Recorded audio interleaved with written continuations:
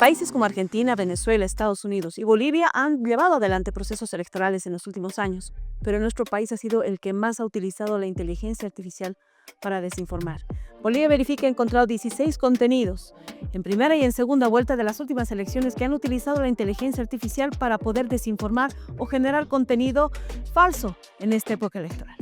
Bienvenidos, este es un nuevo episodio de Sin Vueltas, un podcast de Bolivia Verifica. Sin vueltas queda todo claro, palabras que van, oh, oh, oh. Bienvenidos a este tercer episodio de Sin Vueltas. En esta ocasión vamos a hablar del tema del uso de la inteligencia artificial para desinformar en época de elecciones. Para comentar sobre este tema, está junto a nosotros el consultor en tecnología Marcelo Durán. Marcelo, bienvenido al programa. Y mira, quisiéramos que para comenzar nos cuentes un poco qué tiene la inteligencia artificial para que sea tan usada por los desinformantes en este periodo electoral. ¿Qué los atrae? ¿Qué cosas innovadoras genera la inteligencia artificial? Muchas gracias. A ver, hay que partir de una premisa fundamental y es que en tecnología usamos el concepto de neutralidad por antonomasia. Eso significa que las herramientas que tú tienes no son ni buenas ni malas, simplemente tienen un objetivo por detrás, una agenda por detrás para que se las utilicen. Por lo tanto, en ese sentido, la inteligencia artificial hoy, después de 3 años de exitosa difusión en diferentes espacios, la tienes prácticamente en todas las herramientas que tú ya utilizas. Por ejemplo, en una búsqueda de Google, en un mensaje por WhatsApp, eh, en WordPress, por ejemplo, tú puedes decir, quiero hacer un artículo sobre tal tema y quiero que hagas una imagen para esto otro. Por lo tanto, le facilita mucho la vida y la tarea cotidiana a los creadores de contenido. Por lo tanto, vuelvo al principio y te digo, ¿qué tal si tu objetivo como creador de contenido no solamente es difundir y generar una opinión favorable para tu marca, para la empresa en la que trabajas, sino qué tal si lo hacemos a la inversa? En realidad quiero generar una actitud muy desfavorable para ciertos candidatos, personas, movimientos, organizaciones. Por lo tanto, tienes las mismas herramientas que tendría cualquier estudiante profesional consultor en la palma de su mano, desde las gratuitas hasta las que tú necesitas pagar una licencia para poder generarlo. Por lo tanto, yo te diría que aquí la inteligencia artificial es un facilitador para este puente, para esta transición en la que la agenda hoy, y como siempre desde hace siglos atrás, nos ponen en un fuego cruzado de la guerra política. El conflicto que veo hoy personalmente con la IA es que ustedes, que hacen un trabajo maravilloso, se les hace más difícil identificar el origen, porque cada vez más las imágenes, los textos y los videos son mejor resueltos, al punto que hoy un ojo entrenado, una persona con una cultura media, no podría diferenciar una foto, un video o un texto hecho con inteligencia artificial. He ahí nuestro gran problema y nuestro gran dilema hoy en este escenario político. Ahora, Marcelo, justamente hablando del escenario político, nosotros hemos hecho como Bolivia Verifica un monitoreo de todo lo que es el uso de la inteligencia artificial y a diferencia de Estados Unidos y otros países dentro de la región en América, Bolivia ha sido el país que más ha utilizado este recurso justamente para lo que tú dices, para desinformar. ¿Será que ya el uso de la inteligencia artificial, porque la tecnología se utilizó siempre para manipular, pero la inteligencia artificial ya es parte, así como que una especie de uso obligatorio o una especie de em, paso a seguir sí o sí en las estrategias de las campañas de los políticos? O sea, todos los estrategas van a ir o van a usar la inteligencia artificial. Y de hecho, te diría que hay un historial en las campañas políticas digitales. Pongamos una fecha de inicio, el 2014, con las elecciones presidenciales de ese año, que han empezado a usar redes sociales, que era muy novedoso para entonces, con el hecho de pagar publicidad. Era algo que todavía no se usaba y de pronto del 2014 al 2026 tenemos 12 años de campañas presidenciales, muchas subnacionales, y que con sus luces y sombras ya han entrenado a toda una generación de empresas, de personas, de consultores que trabajan precisamente en este tema. Por lo tanto, hoy un político promedio que se está lanzando a la arena política tiene en sus manos al mismo tiempo la herramienta para decir, me voy a promocionar, me voy a poner en palestra, que la gente me conozca, que sepan cómo me llamo, cuáles son mis colores, en fin, apelando a los principios del marketing político. Pero por el otro lado, alguien o él mismo está diciendo, voy a tener un equipo de para trabajar el tema de la guerra sucia y cómo protegerme de los ataques y qué pasa si hablan de mí, cómo voy a manejar este tema. Entonces te diría que hoy estamos más preparados para eso, pero lastimosamente sigue siendo un recurso muy recurrente y además tan cotidiano que lastimosamente, incluso las mismas plataformas, te doy un ejemplo rápido, no sé, un post hecho con IA que habla con una información falsa de una persona tiene 1000 likes, por ejemplo, pero el desmentido tiene 3, por ejemplo. Entonces, de pronto, daría la sensación de que al mismo tiempo que estamos luchando contra el mal uso de estas plataformas, son las mismas plataformas que viralizan este contenido y hacen caso omiso o disminuyen mucho la atención cuando hay algún desmentido y ni siquiera acogen bien las denuncias frente a este contenido. Entonces ahí estamos en un escenario muy complejo porque ya no solamente a nivel nacional, aquí ya estamos interviniendo frente a empresas que tienen asidero en Bolivia, sobre todo Facebook y TikTok. Bien, Marcelo, sobre esto último que mencionabas, este detalle de que ahora se está usando la inteligencia artificial y precisamente porque el contenido falso tiene más viralidad que la verificación. Bajo esta lógica, notas que el contenido creado con inteligencia artificial para desinformar se está normalizando en el país? Es decir, ya ahora hay una campaña o cualquier otra movilización, ya normalizan generar contenido generado con IA para desinformar en el entendido de que esto se va a volver más viral que una verificación. ¿Sientes que eso se está normalizando? Sí, de hecho usas el término correcto. Hemos normalizado la adicción a la viralidad. Tú sabes, el año 2014 aparece un libro fantástico de una escritora española que se llama Delia Rodríguez y ella escribe un libro que se llama Memecracia, los virales que nos gobiernan. 12 años atrás, ella descubre que el tema del meme, de la cultura del meme, termina por incidir mucho en la cultura popular y, por supuesto, en las decisiones políticas en el mundo.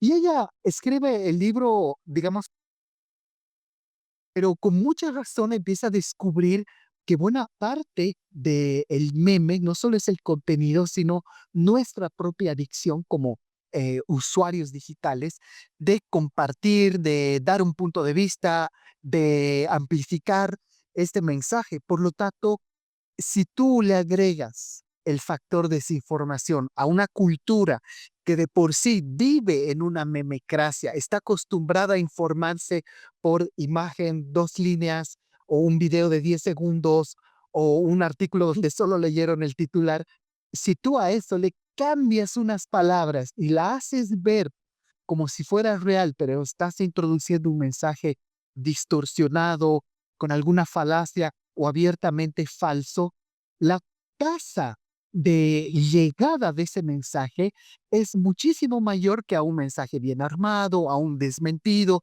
Por lo tanto, ya estamos insertos desde hace una década atrás en una cultura adicta a la viralidad. Y en algún momento, justamente con Helga hablábamos de esto, que hoy ya no buscas la verdad, ya no quieres buscar noticias verdaderas, tú quieres tener la razón. Tú buscas en Internet contenido que respalde lo que tú piensas y lo que tú crees. Y creo que ese peligro hoy, sumado al hecho de que hay una agenda, eh, pongámosle mano negra, ¿no? Siempre detrás de cada campaña que va a incidir para introducir estos mensajes, estás en un caldo de cultivo para que lastimosamente millones de personas todos los días leamos y estemos expuestos a noticias falsas. Por lo tanto, el trabajo que hacen ustedes, ¿no? Junto a otras verificadoras, es remarcable porque definitivamente estamos en un combate tipo David y Goliat, viendo las proporciones de la fuerza que hay acá.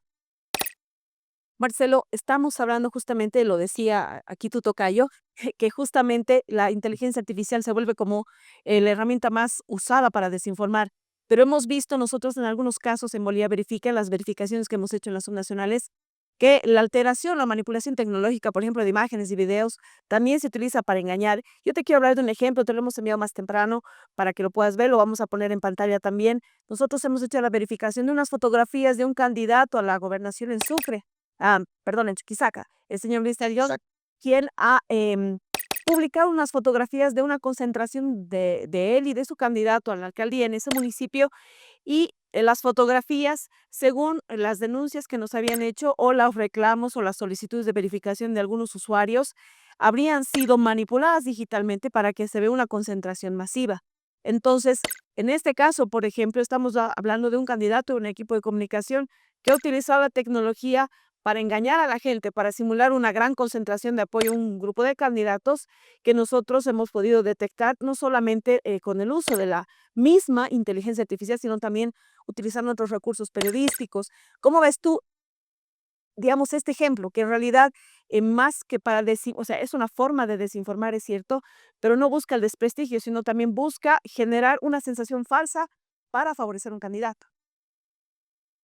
Bueno, aquí hay algo que me llama mucho la atención porque creo que no solo los ejemplos que me muestran, sino muchos que veo tienden a desmerecer a una persona, ¿no? Hablar mal, con guerra sucia. Pero aquí hay algo muy hábil, lo reconozco, en el sentido de retocar una fotografía para mostrar ese gran apoyo. Por lo tanto, te diría, si esta foto no ha pasado la prueba que ustedes ha sido manipulada, o sea, no pasó su verificación. Imagínate cuántas otras han sido hechas con el mismo recurso. Y aquí viene algo muy interesante y es que la inteligencia artificial no es que ha creado algo de la nada, sobre todo con el concepto de generativa, significa que va aprendiendo a partir de nuevas prácticas. Por lo tanto, más de un diseñador, más de una empresa le ha enseñado a la IA a retocar personas para que se vean en una multitud como si fuera algo lleno de personas. Entonces, eso es lo que ha replicado acá.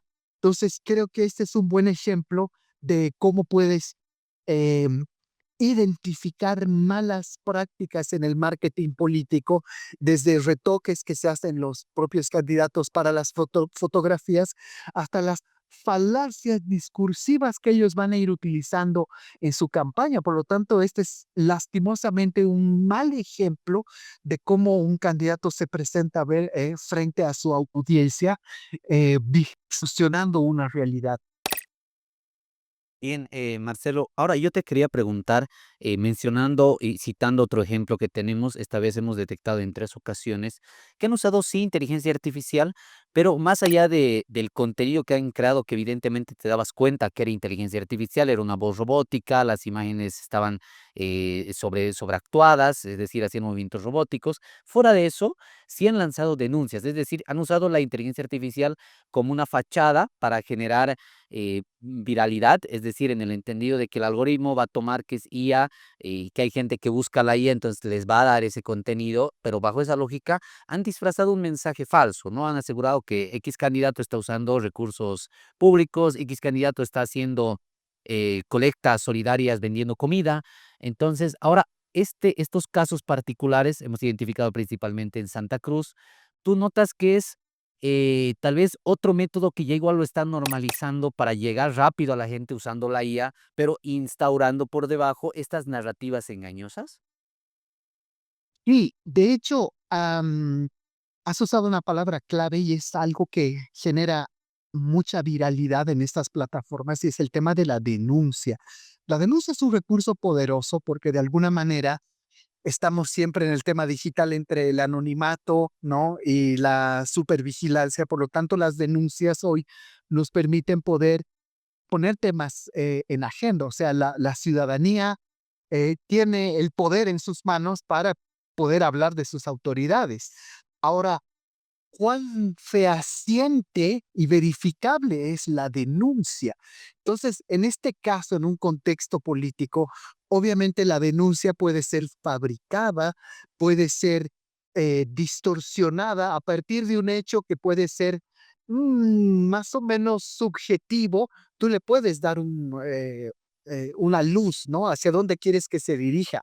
Entonces, creo que en los ejemplos que ustedes han mostrado, ahí aparece una habilidad adicional, y es que tú pones una voz robotizada, le puedes pedir incluso a las herramientas que hoy el propio TikTok tiene este editor de videos fantástico, ¿no? Que es CapCut.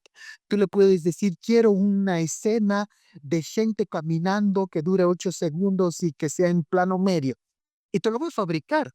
Entonces, como te digo, hoy día la inteligencia artificial está muy desarrollada, y el cómo la están utilizando, te diría que recién vamos a ver, probablemente pasando esta semana donde se definen ya los candidatos finales y las papeletas van a estar confirmadas, ya vamos a ver el verdadero rostro de la guerra sucia.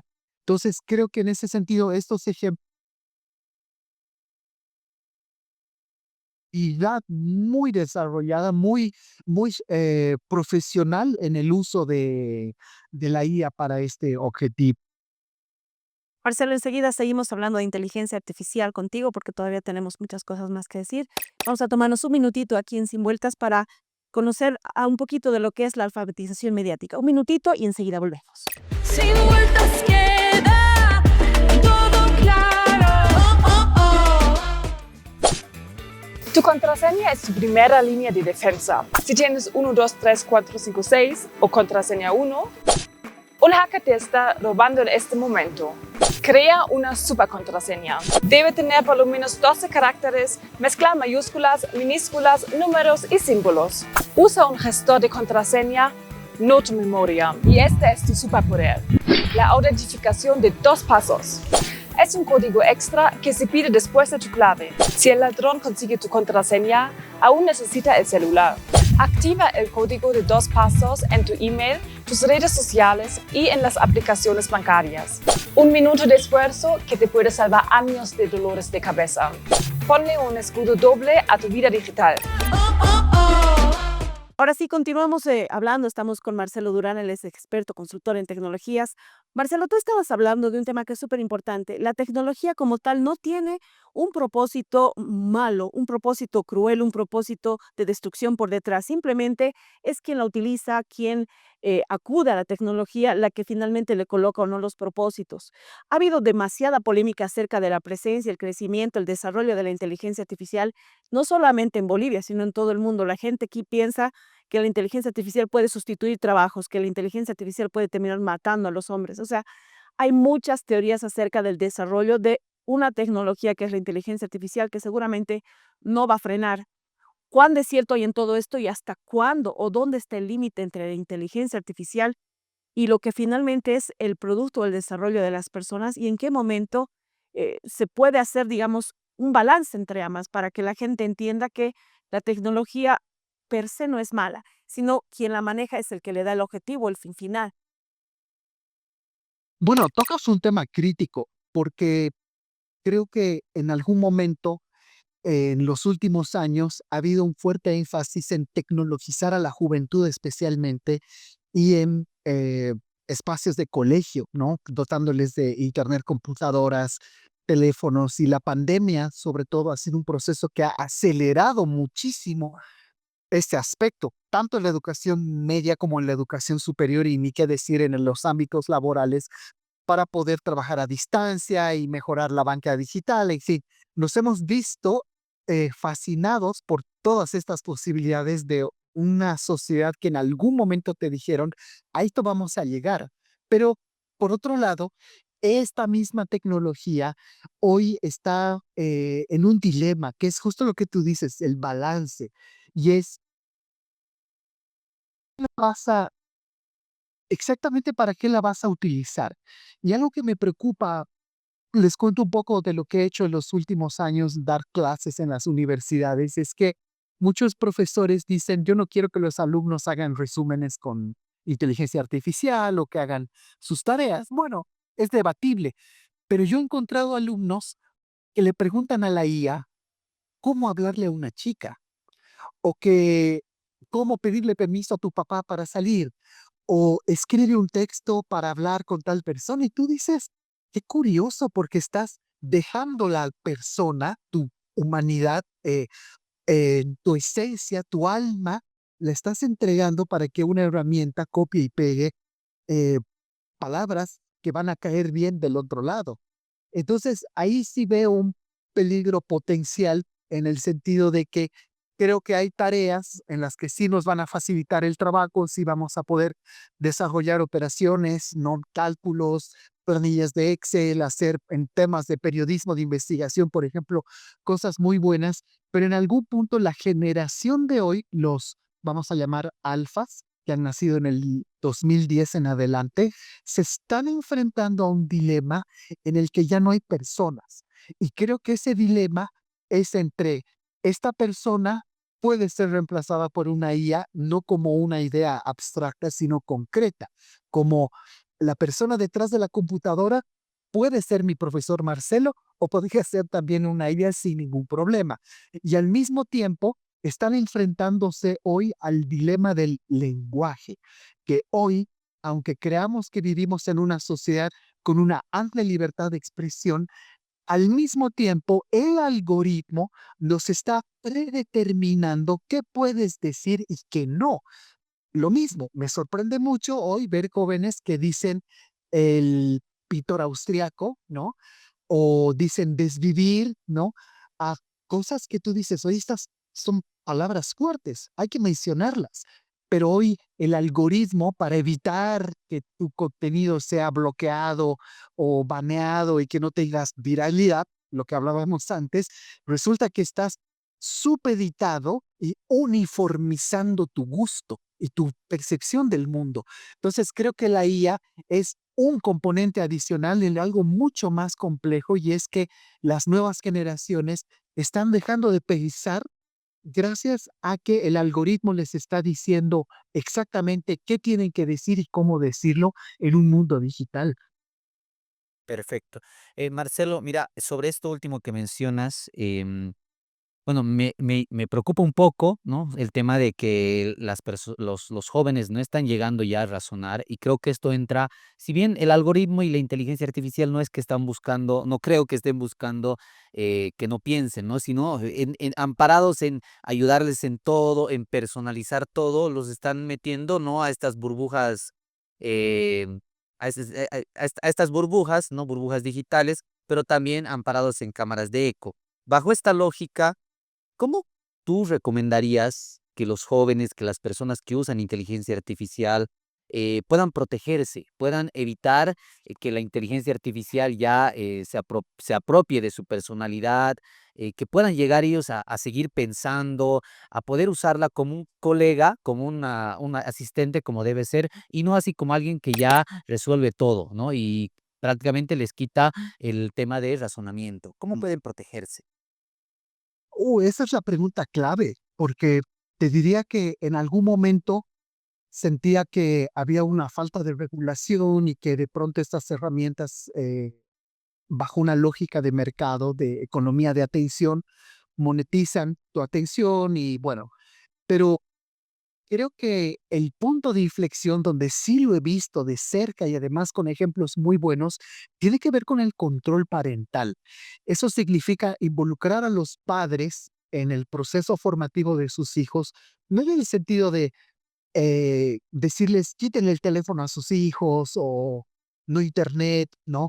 Sino hacerlos partícipes de un proceso en el que paso a paso vamos a enseñarle a nuestros hijos que están en etapa escolar, que están en etapa universitaria, para ir consumiendo estas tecnologías a medida que van creciendo, a medida que su cerebro va a procesar toda la cantidad de información. De hecho, las redes sociales ya son prohibidas para menores de 13 años. Que exista reglamentación hoy o regulación en algunos países para que sea mayor de 16 años. Es un detalle interesante, pero sí creo que los padres hoy son una parte fundamental para hackear el algoritmo. Eso significa que no es escuchar la música que tienes en tu computadora, sino encontrar tu propio sonido, encontrar tus palabras, escribir a mano. Justo en esta universidad donde les contaba previamente, los exámenes eran así, ¿no? Como vas a escribir a mano y me vas a decir, ¿tú qué opinas de esto? Entonces, de pronto, creo que hoy los padres de familia se sienten sobrepasados por la tecnología, al mismo tiempo que dicen es que los jóvenes vienen con el chip incorporado, también necesitan herramientas que les ayuden a poder tener una educación guiada, un proceso de control parental guiado, pero son la parte fundamental, tanto en la educación en la casa como en el colegio, como en la universidad, como para estos propios jóvenes de hoy poder desarrollar esa habilidad para saber exactamente qué es lo que a ti te gusta, qué es lo que tú quieres. Exactamente esto que tú ves es porque tú lo has desarrollado, y por eso hay un documental fantástico, siempre lo recomiendo en Netflix, se llama El dilema de las redes sociales. Primera entrevista, el creador del botón like te dice, nunca le des like a nada que te sugiere una red social, porque ahí es cuando empieza este círculo vicioso. Tú decide, busca, genera espacios para consumir lo que específicamente a ti te llama la atención. Entonces creo que ahí hay una ausencia de prácticas digitales, sobre todo en los colegios, para poder dar estos pasos que les voy contando. Bueno, Marcelo, ya a modo de despedirnos, y muchísimas gracias por tu tiempo. Quiero hacerte una pregunta y bueno, también colocarte una preocupación personal. Y quiero ponerte un ejemplo para esto. Cuando hubo la captura de Nicolás Maduro a principio de este año, mucha información se ha generado respecto a este hecho noticioso a través de la inteligencia artificial, fotografías, imágenes, incluso creo que algunos videos. Mucha gente ha decidido compartir esto para expresar su opinión, para decir si estaba de acuerdo, no estaba de acuerdo, etcétera, etcétera, pero se ha privilegiado el uso de la IA por sobre, por ejemplo, las imágenes reales del presidente o expresidente de Venezuela para decir lo que uno piensa. Mucha gente utiliza la IA eh, y no se toma la responsabilidad de etiquetar su contenido diciendo esto fue generado por inteligencia artificial, ya sea que uno lo haya hecho o lo haya encontrado en otro lugar y que sepa que está generado por inteligencia artificial, que es una responsabilidad no solo de los periodistas o de los periodistas fact-checkers como nosotros, sino de toda la gente que sabe que existe la inteligencia artificial. ¿Qué le decimos a toda la población, sobre todo a la gente adulta que utiliza el teléfono todos los días, que ya tiene sentido común, pensamiento crítico acerca del manejo responsable de la inteligencia artificial? Ahí hay un tema pendiente y que lo podemos definir en una regla, en una sola regla de 5 segundos. Y es que cuando algo te llama la atención en redes sociales o algún mensaje que tú recibes por WhatsApp o cualquier cosa que te haya hecho clic y tú digas, a ver, le voy a prestar atención a esto, date 5 segundos para revisar el mensaje, para ver la página que lo emite, para ver las fotos, el video, para leer el texto y decir, ¿esto es verdad? ¿Esto es como dice ser? Esos 5 segundos son fundamentales para que si a ti te llama la atención, entres a la página oficial, a la fuente, o le preguntes a alguien y le digas, oye, esto sin miedo, sin vergüenza, preguntarle a tus hijos, a tus sobrinos, a tus nietos, a un chat familiar, decirle, ¿me pueden ayudar a verificar esto? ¿Esto que acabo de ver es verdad? Entonces ahí ah, Google, por ejemplo, tiene una herramienta muy buena y muy simple, además que es Google Lens, que te hace la búsqueda por imagen y te va a decir dónde más está. Y si tú lees que esto está en una fuente oficial, en una agencia de noticias, en un canal de televisión, vas a decir, ah, es verdad. Y si no, vas a decir, paso a lo siguiente.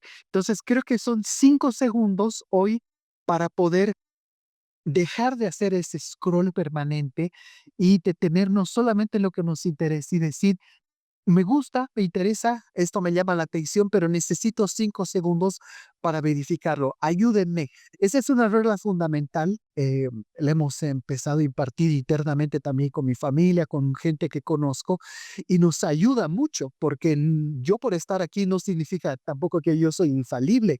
Mucha gente que conozco, yo le digo, me ayudas con esto porque lo he visto, pero necesito saber qué opinas tú. Y esa es la forma en la que nos vamos a ir protegiendo como comunidad de la desinformación y no solamente esperar que ustedes hagan el gran trabajo, sino es un trabajo colectivo. Entonces creo que son 5 segundos para detenernos y preguntarnos si lo que estamos viendo es o no es verdad. Muchísimas gracias, Marcelo, por tu tiempo. Marcelo Durán, el consultor en tecnología, ha estado con nosotros aquí en Sin Vueltas.